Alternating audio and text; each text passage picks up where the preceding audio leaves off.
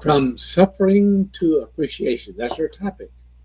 And the next 2.5 minutes can change your life forever because really the only reason why you suffer is that you're focused on yourself.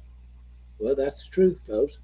Self focus creates suffering because the nature of the human mind is to find what's wrong.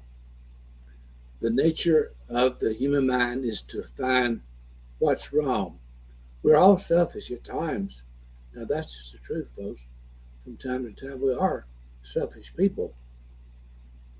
But if you stay selfish, you suffer. If you stay selfish, you suffer. The fastest way out of suffering is appreciation. That's the key. The fastest way out of suffering is appreciation. There's no better way. You cannot suffer and appreciate. You cannot suffer and appreciate. You cannot be grateful and suffer simultaneously.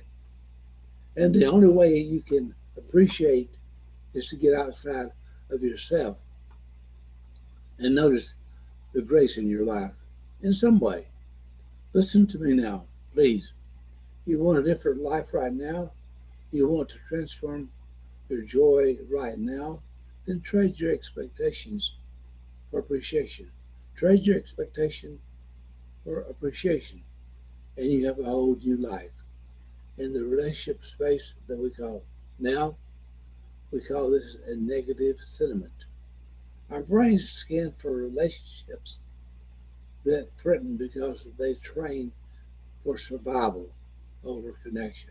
So we look for what could possibly harm us.